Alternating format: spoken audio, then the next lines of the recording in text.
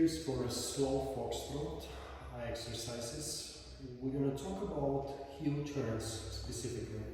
So I'm going to start with the so-called reverse heel turn.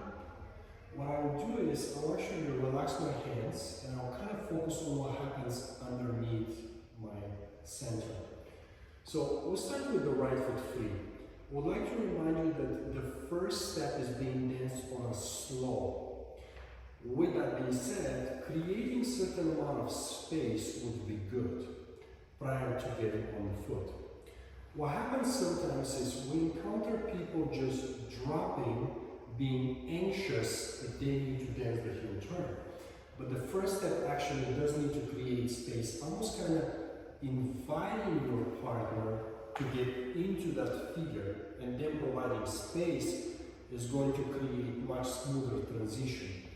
So, starting with the first step, creating space. I would not worry about going straight back or curving the step a bit. I don't think that that should be any of concern, at least while building the foundation of the figure. What I will make sure is that I create proper amount of space. My center does need to stay connected to my partner before I get to roll over the right foot. From here, as a reminder, we must pull the toe from the front foot and then obviously bring the heel in. This is where we begin the actual heel turn. We of course have to turn over our heels. The amount of rotation is approximately a quarter of a turn.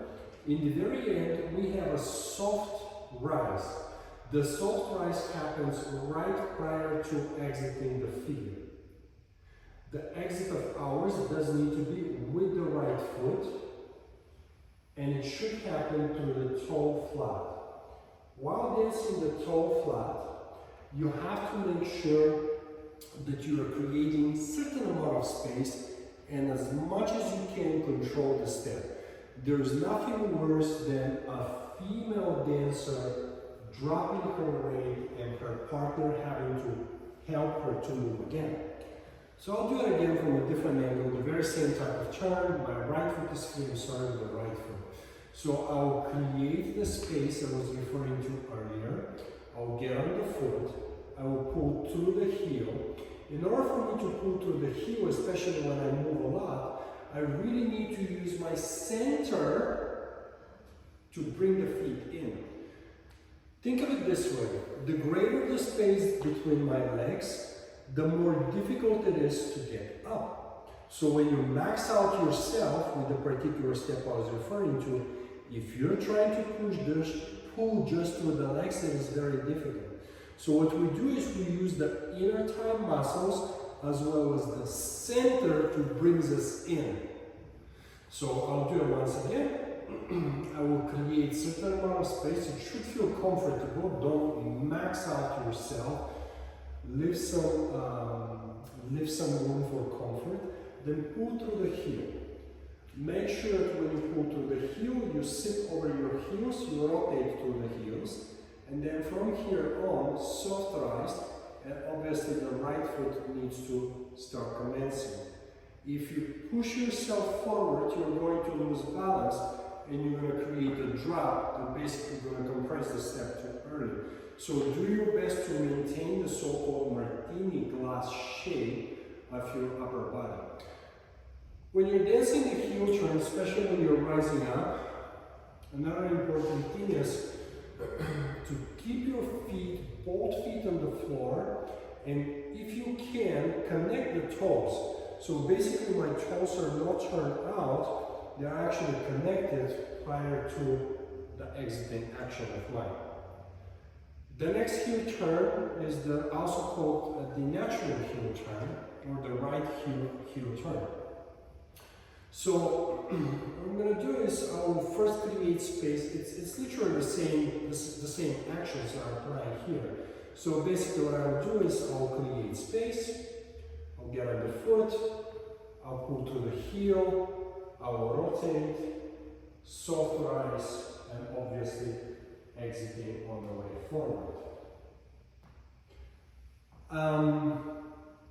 One side will always feel more comfortable, being right-sided versus left-sided, but it doesn't matter. We have to be able to dance both heel turns. Remembering that from a timing standpoint, the first step does need to create space. Remembering that